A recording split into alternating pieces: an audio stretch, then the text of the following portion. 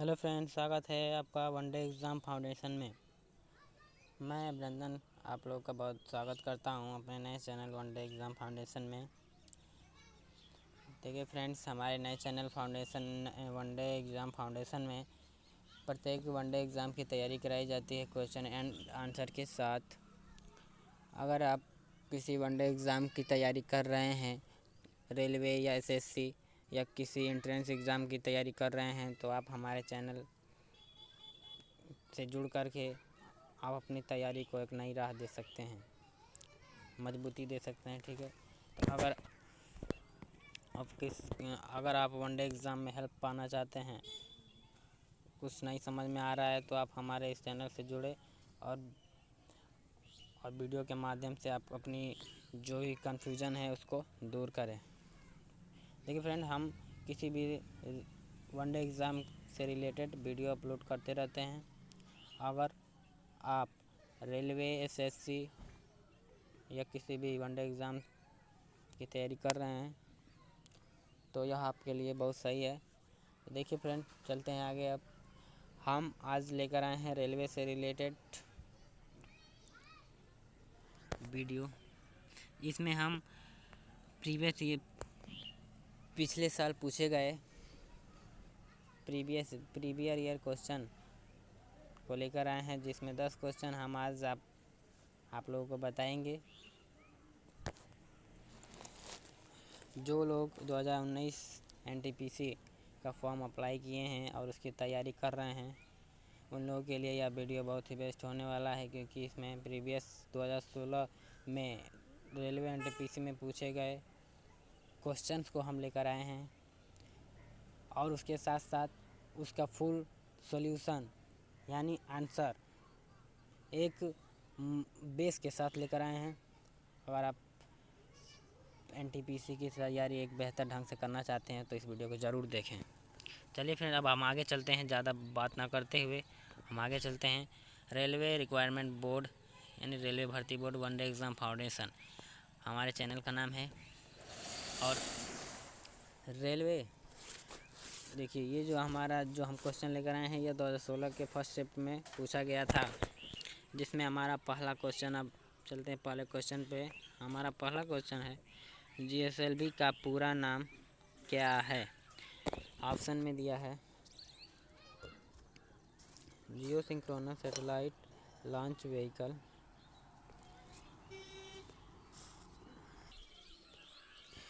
देखिए इसमें हमारा जो ऑप्शन जो होगा, आंसर ए राइट आंसर होगा, जियो सिंक्रोनस सैटेलाइट लॉन्च व्हीकल। देखिए इससे रिलेटेड इसके बारे में कुछ जान जाते हैं। ये जीएसएलवी का पूरा नाम जो होता है जियो सिंक्रोनस सैटेलाइट लॉन्च व्हीकल होता है। यह जीएसएलवी के द्वारा हम किसी भी उपग्रह को पृथ्वी से लगभग 36,000 किलोमीटर की ऊंचाई पर हम स्थापित कर सकते हैं इसके द्वारा। यह है जीएसएलवी की कुछ मुख्य बातें। और ये जिस उपग्रह को हम जीएसएलवी के द्वारा हम 36,000 किलोमीटर की ऊंचाई पर ब्रह्मांड में स्थापित करते हैं, वो उपग्रह जो होते हैं ना, पृथ्वी के समान ही अपने कक्ष में चक्कर लगाते हैं। देखिए जैसे पृथ्वी जो होती है अपने कक्ष पर ही चक्कर लगाती है, जैसे ऐसे होती है ना, झुकी होती है थोड़ी, तो वो अपने कक्ष पर ही ऐसे रोटेट करती है और पृथ्वी सूर्य का चक्कर भी लगाती है। तो ये जो होते हैं ना उपग्रह, जिस उपग्रह को हम जीएसएलवी के द्वारा हम ब्रह्मांड में स्थापित करते हैं, तो ये भी पृथ्वी के समान ही अपने कक्ष में क्या करते हैं, चक्कर लगाते हैं। ठीक है, अब देखिए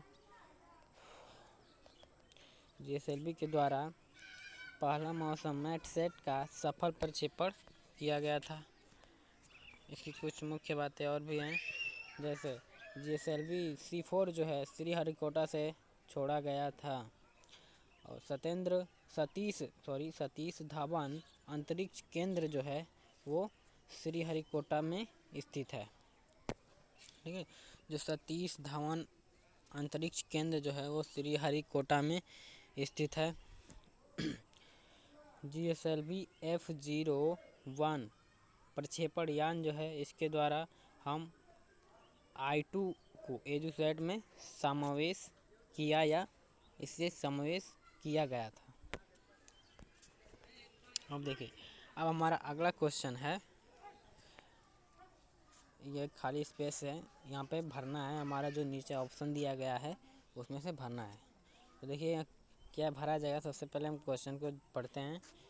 क्वेश्चन दिया है हमारा, तत्व और मानव जैसी प्रजातियाँ जैसे कि बंदर, वानर, वनमानुष आदि के व्यवहार का अध्ययन है।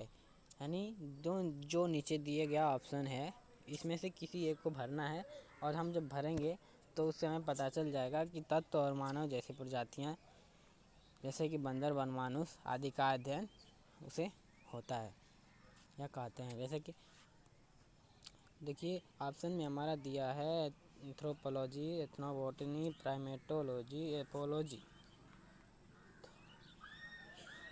इसमें हमारा आंसर जो होगा वो आंसर सी होगा, राइट आंसर होगा। ये प्राइमेटोलॉजी जो है, तत्व मानव जैसी प्रजातियाँ जैसे कि बंदर, बानर, वनमानुष आदि के व्यवहार का अध्ययन है। यानी जिस विज्ञान के अंतर्गत हम तत्व अथवा मानव जैसी प्रजातियों, बानर, वनमानुष आदि का अध्ययन करते हैं उसे हम क्या कहते हैं? प्राइमेटोलॉजी कहते हैं। अब देखिए प्राइमेटोलॉजी, इसके अंतर्गत अध्ययन से हमें कुछ पता चला है कि जो मानव पीढ़ी का जन्म जो है, प्राइमेटोलॉजी के अध्ययन से हमें कुछ पता चला कि मानव पीढ़ी का जो जन्म है वो ड्रायोपिथेक से हुआ है। और ये ड्रायोपिथेक का क्या चीज़ है, क्या है, कौन है? तो ड्रायोपिथेक जो है हमारा, ये एक बिना पूंछ वाला बंदर है जिसका ये वैज्ञानिक नाम है ड्रायोपिथेक। ड्रायोपिथेक एक बिना पूंछ वाला बंदर है जिससे मानव पीढ़ी का जन्म हुआ। ठीक है, और इसका जो नाम जो है यह एक वैज्ञानिक नाम है। अब देखिए इसी प्राइमेटोलॉजी के अध्ययन से हमें ये एक और मुख्य जानकारी प्राप्त हुई कि मानव विकास की जो प्रथम पीढ़ी है वो क्या है। तो मानव विकास की जो प्रथम पीढ़ी जो है, यानी मानव का विकास जब से शुरू हुआ, किस पीढ़ी से शुरू हुआ, वो है रामापिथेक। यानी रामापिथेक पीढ़ी से ही मानव विकास की पीढ़ी शुरू हुई, और यह रामापिथेक जो पीढ़ी थी वो मानव विकास की प्रथम पीढ़ी थी। ठीक है, देखिए ये जो है हमारा ये गलत है, सॉरी। जो थाल मानव था वह वर्तमान मानव का पूर्वज है, या अब तो है नहीं, मतलब था। और यह इतिहास में ऐसे लिखा जाए, मतलब आज तक वो इतिहास में नाम है, इसीलिए उसको हम है कहते हैं। ये थाल मानव जो है वर्तमान मानव का पूर्वज है। उसी से ये जो वर्तमान के जो मानव हैं वो उत्पन्न हुए हैं, विकसित हुए हैं। देखिए अगला पॉइंट है इरेक्ट मानव। इसी प्राइमेटोलॉजी के अध्ययन से हमें पता चला कि इरेक्ट मानव जो है खड़े होकर चलने लगे थे।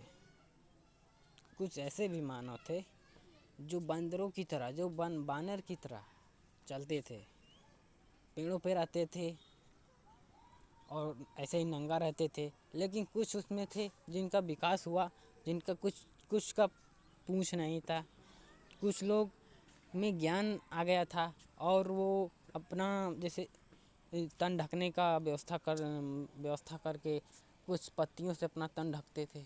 वो उनमें थोड़ा विकास हो गया था, बुद्धि का विकास हो गया था। तो जिनमें बुद्धि का विकास हो गया था वह मानव जो है होमो सेपियंस था, यानी आधुनिक मानव, जो कि प्रबुद्ध मानव, मेधावी मानव के समान था। वो पहला मानव था होमो सेपियंस, जो कि आज से लगभग 40,000 ईसा पूर्व पहले था। यह आज से लगभग 40,000 साल पहले होमो सेपियंस नाम का एक मानव था जिसको कुछ ज्ञान हुआ, ठीक, मतलब बुद्धि का विकास हुआ, उसको कुछ ज्ञान हुआ। तो जिससे ये जो अगला पीढ़ी चल रहा है हम लोग का, वर्तमान जो पीढ़ी आज इतना नॉलेज उसको हो गया है, कितना आगे बढ़ गया है। तो इस आधुनिक मानव जो है, यह ऐसे ही मानव सबसे पहला कौन था, तो होमो सेपियंस था, जो कि 40,000 ईसा पूर्व पहले। ठीक है, अब देखिए हमारा अगला क्वेश्चन है, रीजनिंग से है।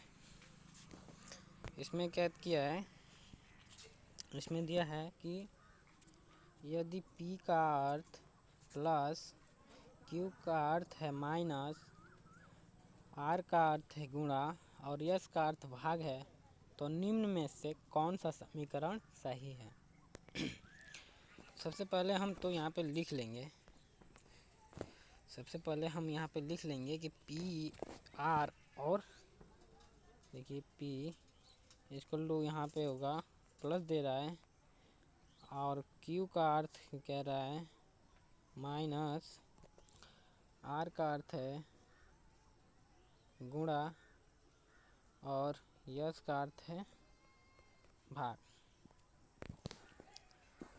तो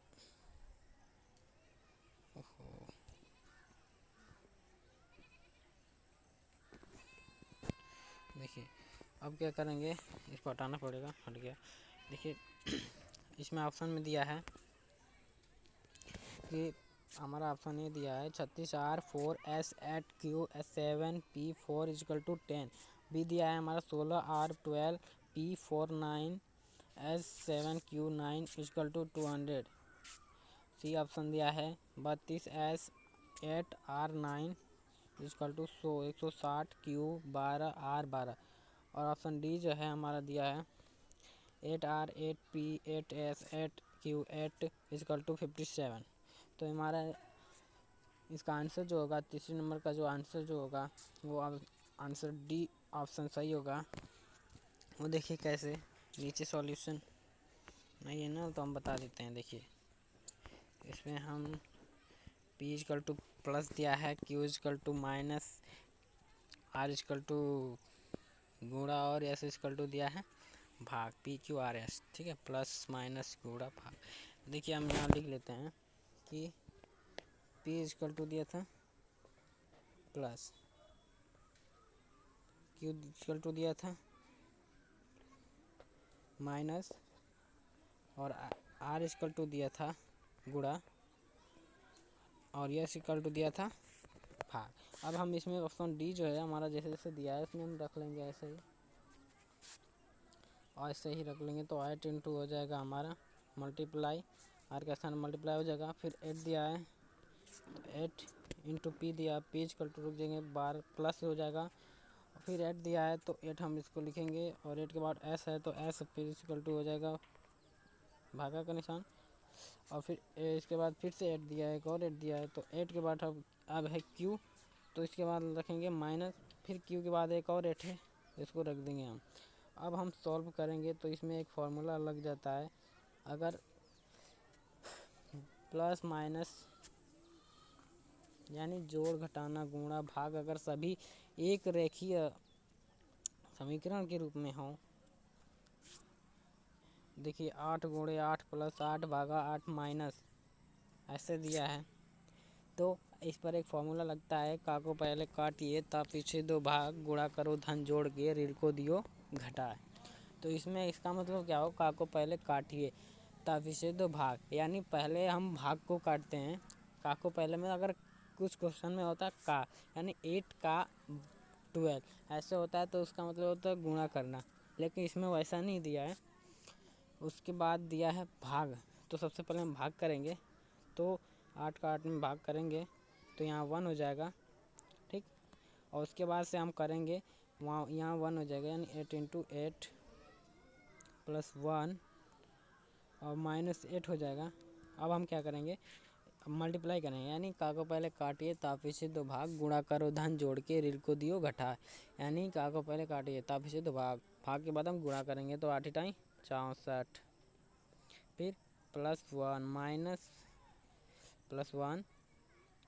-8 इक्वल टू, अब हम प्लस करेंगे तो 64 और 1 कितना हो जाएगा, तो 65 हो जाएगा। 65 - 8 इक्वल टू, इसमें से घटा देंगे तो हमारा 57 हो जाएगा। तो ये हमारा राइट आंसर हो जाएगा 57, यानी डी ऑप्शन जो है वो सही है, राइट आंसर है। ठीक है ना। अब आगे चलते हैं हम। देखिए डी आंसर जो है सत्य है।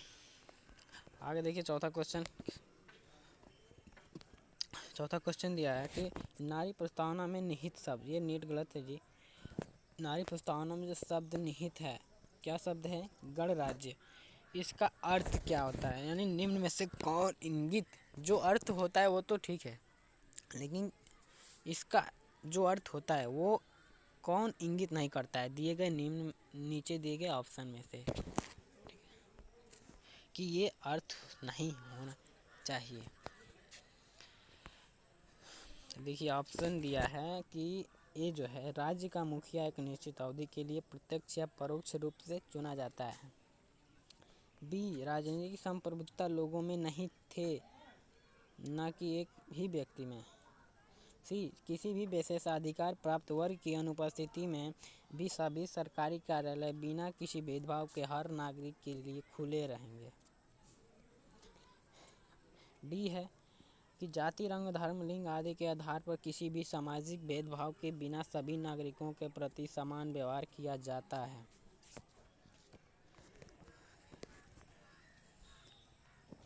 देखिए जो गणराज्य शब्द नारी प्रस्तावना में निहित किया गया है, उसका अर्थ जो ऑप्शन डी है वह इसको इंगित नहीं करता है कि यह गणराज्य का जो है अर्थ जो है जाति, धर्म, लिंग आदि के आधार पर किसी भी सामाजिक भेदभाव के बिना सभी नागरिकों के प्रति समान व्यवहार किया जाना चाहिए। यह जो है अर्थ जो है गणराज्य शब्द का अर्थ नहीं हो सकता। यह इंगित करता है कि, अब देखिए नारी प्रस्तावना से कुछ मुख्य बातें हैं कि प्रस्तावना जो है 13 दिसंबर 1946 ईस्वी को पंडित जवाहरलाल नेहरू ने संविधान सभा में प्रस्तुत किया था। और 22 जनवरी सन 1947 को संविधान सभा ने प्रस्ताव को स्वीकार कर लिया। यह प्रस्तावना जो था दक्षिण अफ्रीका से लिया गया है और इस प्रस्तावना में सन 1976 ईस्वी में 42वें संविधान संशोधन के द्वारा धर्मनिरपेक्ष, समाजवादी एवं अखंडता शब्द को जोड़ा गया। आगे चलते हैं। हमारा पांचवा क्वेश्चन है, एक वस्तु के विक्रय मूल्य में 8% तथा 16% के लाभ पर 3 रुपये का अंतर होता है, तो दोनों विक्रय मूल्य का अनुपात ज्ञात कीजिए। ऑप्शन में दिया है 27/29, 27/31, 29/31 सॉरी भाई, और डी है 27/32। तो देखिए हमारा सबसे पहले इसे सॉल्व करते हैं। ये जो सॉल्यूशन भी हम लगा कर रखे हैं पहले से। देखिए माना कि वस्तु का विक्रय मूल्य हम मान लेते हैं 1 रुपये, ठीक है, 1 रुपये हम मान लिए। और हम एक फार्मूला होता है, आप जानते होंगे, विक्रय मूल्य इक्वल टू होता है, विक्रय मूल्य इक्वल टू होता है क्रय मूल्य गुणे 100 होता है, 100 प्लस करके लाभ होता है, ठीक है ना, लाभ परसेंटेज में होता है, बाय 100, टोटल का 100 हो जाता है। ठीक, अगर आपको साफ दिखाई नहीं दे रहा है तो आप हमारी आवाज़ को सुन करके आप अगर लिखना चाहते हैं तो लिख सकते हैं। तो उसी पर अगर हम रखेंगे तो हमारा क्रय मूल्य x है, तो यहाँ पे x रखेंगे तो x हो जाएगा इंटू 100 प्लस 16% था एक, और एक था 8%, तो उसमें से हम लाभ परसेंट, दोनों लाभ परसेंटेज है, तो उसमें से हम बड़े वाले को लिख लेंगे पहले। तो होगा कि 100 प्लस 16 हो जाएगा, यानी 100 प्लस 16 इक्वल टू 116, यानी x प्लस 116 बाई 100, टोटल का 100 था ना यहाँ पे, टोटल का 100 इसको लिख लेंगे। और ये हो जाएगा हमारा, ऐसे हो जाएगा x इंटू 116 बाई 100, माइनस कर देंगे क्योंकि दोनों विक्रय मूल्य है, दोनों विक्रय मूल्य का अंतर कह रहा था 3 आ रहा है, 3 रुपये है। तो ऐसे ही हमें 8% लाभ वाला जो है इसको भी कर लेंगे, तो h इंटू 108 हो जाएगा। सॉरी यार, यहाँ गलत हो गया, यहाँ 0 होना चाहिए। तो x इंटू वो 108 भागा 100 इक्वल टू 3। दोनों विक्रय मूल्य, ये भी विक्रय मूल्य है और वो भी विक्रय मूल्य है, तो दोनों विक्रय मूल्य का अंतर कितना आ रहा है, 3 रुपये। अब हम इसे सॉल्व करेंगे तो हमारा 116x minus 108x by 100 equal to 3 हो जाएगा। अब इसको जब ट्रांसफ़र करेंगे एक दूसरे बाएं लेफ्ट हैंड और राइट हैंड में, तो 8x इक्वल टू, नहीं अभी ट्रांसफ़र नहीं करना है, हाँ ट्रांसफ़र तो करना ही पड़ेगा, इसको हम करते हैं। तो करेंगे तो हो जाएगा हमारा 8x इक्वल टू 300, ठीक 300। और ये जो यहाँ पे मल्टीप्लाई है इसको ट्रांसफ़र करेंगे तो यहाँ डिवीज़न में हो जाएगा, तो x इक्वल टू 300/8 हो जाएगा। अब हमारा आ गया इसका क्रय मूल्य आ गया।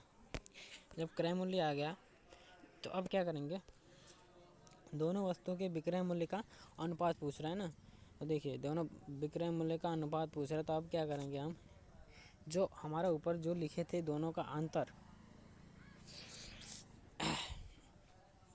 जो था वो विक्रय मूल्य का था, उसी जो विक्रय मूल्य का जो फार्मूला था, ये क्रय मूल्य इंटू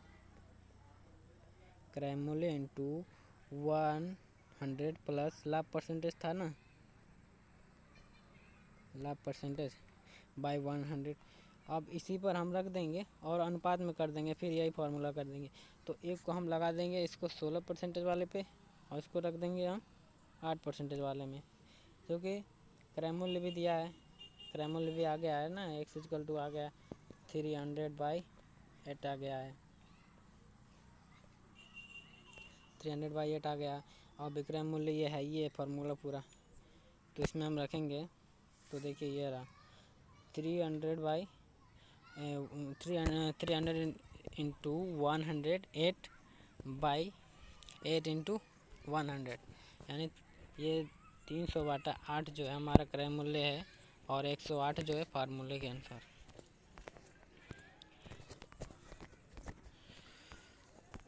अब देखिए ऐसे ही रख देंगे हम अनुपात में। ये जो है हमारा बट्टा है, ये जो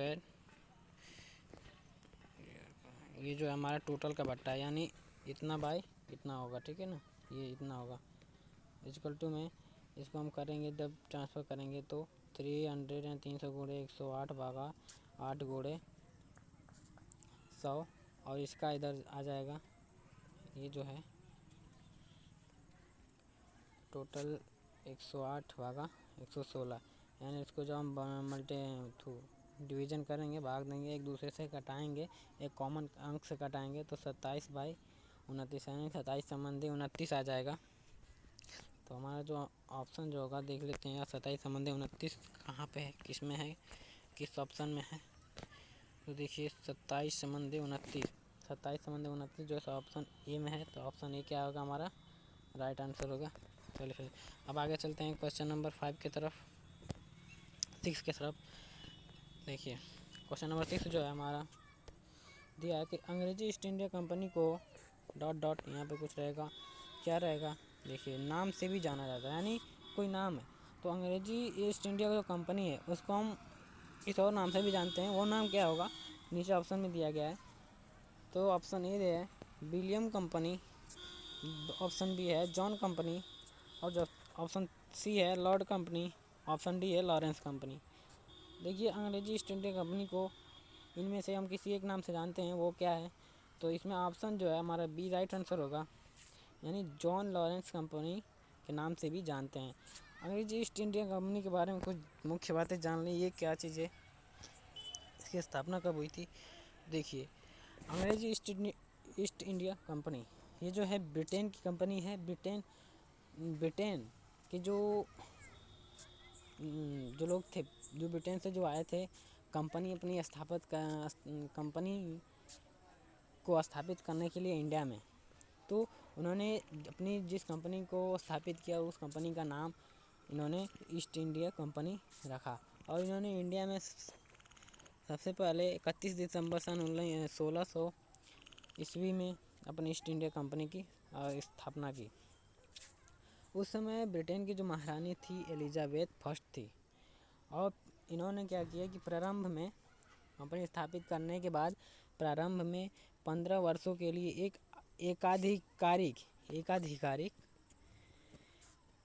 एकाधिकारिक जो पूर्वी व्यापार इन्होंने चलाया, यानी भारत के पूर्वी क्षेत्र में इन्होंने एक व्यापार चलाया। अंग्रेजी ईस्ट इंडिया कंपनी ने अपनी पहली फैक्ट्री सूरत में स्थापित की थी। इन्होंने अपनी पहली फैक्ट्री जो थी वो सूरत में 1603 ईस्वी में स्थापित की थी। अब हम आगे चलते हैं अपने सातवें क्वेश्चन की तरफ। देखिए हमारा सातवां क्वेश्चन जो है ये कुछ केमिस्ट्री से लग रहा है, साइंस केमिस्ट्री से है। ये भी देखिए 2016 के NTPC computer based test first shift में पूछा गया था। और यह क्वेश्चन हो सकता है कि 2019 के NTPC एग्ज़ाम में भी पूछ सके। इसलिए फ्रेंड अगर वीडियो अच्छा लगे तो आप वीडियो को ज़रूर करें, लाइक करें, चैनल को सब्सक्राइब करें और डेली ऐसे ही वीडियो पाने के लिए शेयर करें और दोस्तों की भी मदद करें शेयर करके, और इस चैनल को भी फॉलो सब्सक्राइब करें। ठीक है फ्रेंड, देखिए हमारा अगला क्वेश्चन है 7 नंबर का। निम्न में से कौन सा जिंक का उत्तम स्रोत है? ऑप्शन दिया है अष्टभुज, बैगन, मूली, दूध। ये है हमारा इसमें से बताइए क्या होगा।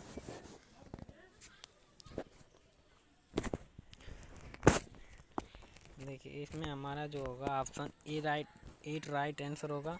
अष्टभुज जो है ना जिंक का उच्चतम स्रोत है, यानी उत्तम स्रोत है, बढ़िया स्रोत है। अब देखिए इनके बारे में कुछ साइंस से रिलेटेड कुछ और भी चीज़ों के बारे में जान लें, कुछ मुख्य बातें। जिंक जो है ना उत्तम स्रोत है किसका? दिए गए विकल्प में अष्टभुज जो है इस जिंक का उत्तम स्रोत है। अब देखिए ऐसे ही सोयाबीन प्रोटीन का उत्तम स्रोत है, यानी सोयाबीन से हमें प्रोटीन मिलती है। अगर आप सोयाबीन खा रहे हैं तो उससे आपको प्रोटीन प्राप्त होती है। पालक खा रहे हैं आप तो आपको आयरन प्राप्त होगा, यानी आयरन का अच्छा स्रोत कौन है? पालक है। प्रोटीन का अच्छा स्रोत कौन है? सोयाबीन है। पनीर है, ठीक है, आप पनीर खा सकते हैं, सोयाबीन खा सकते हैं, दाल खा सकते हैं, अरहर की दाल खा सकते हैं, आप मांस खा सकते हैं। आप देखिए कैरोटीन जो है कैरोटीन का जो है गाजर जो है उत्तम स्रोत है, यानी अगर आपको कैरोटीन प्राप्त करनी है तो आप गाजर खाइए। थायमीन का चावल अच्छा स्रोत है, चावल खाने से हमें थायमीन प्राप्त होती है। वसा का तेल अच्छा स्रोत है, यानी वसा अगर आप प्राप्त करने तो आप तेल खाइए, यानी वसा का तेल अच्छा स्रोत है। ठीक है, चलिए अब आगे चलते हैं। हमारा 8वां क्वेश्चन है SMAP सैटेलाइट जो पृथ्वी पर मिट्टी में नमी को मापने और निरीक्षण का कार्य करती है, इसे किसने लॉन्च किया था? यानी किसी कंपनी ने किया होगा ना। देखिए ऑप्शन दिया है नासा कंपनी, इसरो, CNES या UK स्पेस एजेंसी। यानी SMAP को किसने लॉन्च किया? तो ऑप्शन नंबर ए हमारा राइट आंसर होगा, नासा ने। ये देखिए अब इसके बारे में कुछ देख लें, जान लें मुख्य बातें क्या है भाई। इस मैप क्या है? इस मैप SMAP सैटेलाइट, इसका फुल फॉर्म होता है सॉइल मॉइस्चर एक्टिव पैसिव। इस मैप ये क्या करता है? पृथ्वी पर मिट्टी में जो नमी होती है उसको मापने का काम करता है, उस मिट्टी का निरीक्षण करने का कार्य करता है। और इसे किसने लॉन्च किया है? तो नासा के द्वारा इसे लॉन्च किया गया था। ठीक है, अब आगे चलते हैं। हमारा 9वां क्वेश्चन है नाट्यशास्त्र एक पुस्तक जो कि भारत के राष्ट्रीय नेतृत्व किसके द्वारा लिखी गई थी? जो नाट्यशास्त्र जो कि एक पुस्तक है वो भारत के राष्ट्रीय नेतृत्व के रूप में किसके द्वारा लिखी गई थी? तो इसमें ऑप्शन नहीं लिख पाए हैं, सॉरी मेरे डियर फ्रेंड्स। देखिए इसमें डायरेक्टली इसका आंसर हम लिख दिए हैं। जो नाट्यशास्त्र जो है जो कि एक भारत का राष्ट्रीय नेतृत्व के रूप में लिखा गया था, यह एक पुस्तक है जिसको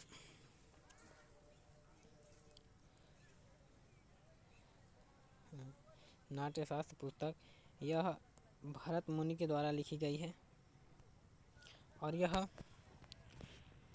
भारत नाट्यशास्त्र भारत का प्रथम नाटक विद्या पर सैद्धांतिक है। यह जो है भारत नाट्यशास्त्र पर यानी भारत के नाट्यशास्त्र पर जो यह पुस्तक लिखी गई है नाट्यशास्त्र, यह भारत के नाट्यशास्त्र पर प्रथम नाटक विद्या है जो कि लिखी गई है। इसी प्रकार कुछ और भी पुस्तक हैं जिसके रचनाचक है, जैसे महाभारत के रचनाकार कौन है?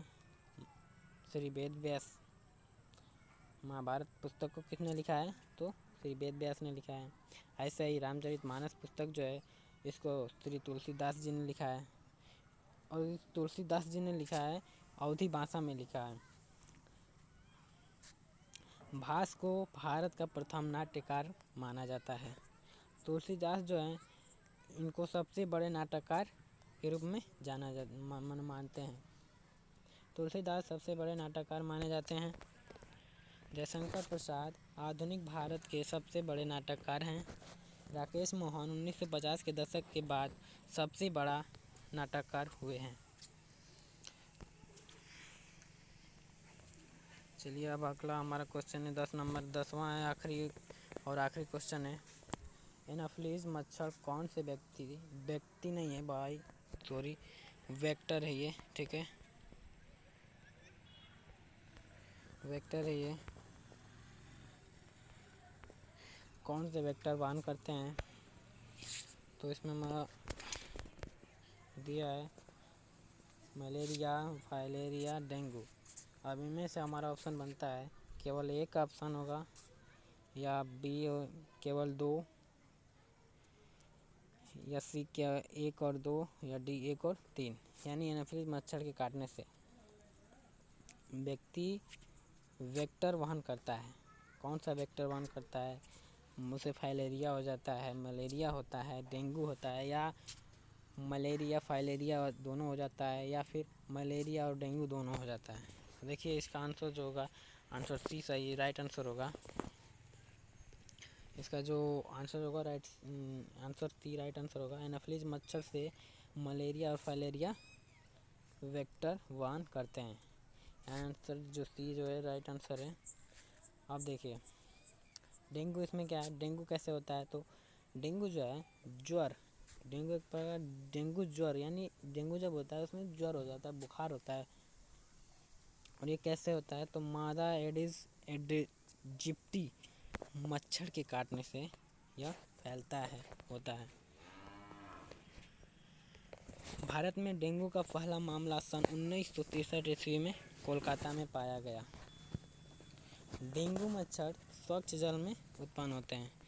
देखिए जो डेंगू मच्छर है ये स्वच्छ जल में, साफ जल में ही उत्पन्न हो जाते हैं। इसीलिए मेरे डियर फ्रेंड्स, आप लोगों से गुजारिश है कि आप कहीं पानी इकट्ठा ना होने दें। पानी कहीं अगर रुका हुआ कहीं देखें तो उसे फेंक दें। यह मच्छर जो होते हैं पानी में ही पनपते हैं। और अपने अगर आप कहीं रह रहे हैं तो आप अपने आसपास सफाई रखें। ये मच्छर देखिए मलेरिया फाइलेरिया एक ऐसा रोग है जो जल्दी ठीक नहीं होता है। फाइलेरिया को हम हाथी पाँव भी कहते हैं। इसमें क्या होता है कि फाइलेरिया जो जिस भी व्यक्ति को हो जाता है तो उसका पैर एकदम मोटा हो जाता है, हाथी के पैर जितना मोटा हो जाता है, इसलिए उसको हम हाथी पाँव कहते हैं। तो मलेरिया जो होता है यह मादा एनाफिलीज मच्छर के काटने से होता है। डेंगू किससे होता है? मादा एडिस एडिजिप्टी मच्छर के काटने से होता है। मादा एडिस एडिजिप्टी, ठीक है ना, एडिजिप्टी मच्छर के काटने से होता है। उसी प्रकार मलेरिया मादा एनाफिलीज मच्छर के काटने से होता है। और फाइलेरिया का संचार जो है क्यूलेक्स मच्छरों के काटने से होता है। देखिए हम यहाँ पे तीनों के बारे में जान गए कि डेंगू, मलेरिया और फाइलेरिया किस किस मच्छर के काटने से होता है। इतने प्रकार के मच्छर जो होते हैं लेकिन हम वो पहचान में नहीं आ पाते। अगर आप गहराई से अध्ययन करेंगे तो आपको भी वो पहचान में आने लगेंगे। देखिए डेंगू जो होता है मादा एडिस एडजिप्टी मच्छर के काटने से होता है। मलेरिया मादा एनोफिलीज मच्छर के काटने से होता है। फाइलेरिया का संचार जो होता है क्यूलेक्स मच्छरों के काटने से होता है। इसका यानी फैलाव जो होता है क्यूलेक्स मच्छरों के काटने से होता है। इस फाइलेरिया को हम हाथी पाँव भी कहते हैं। तो चलिए फ्रेंड, हमने देखिए आज एनटीपीसी रेलवे एनटीपीसी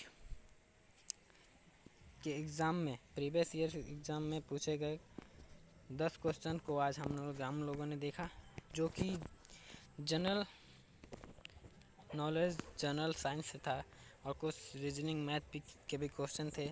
अगला हम वीडियो लेकर आएंगे आप लोगों को ऐसे ही जीके जीएस होगा या फिर मैथ रीजनिंग, जैसे ही आप अगर जैसे वीडियो चाहते हैं कमेंट में ज़रूर बताएं।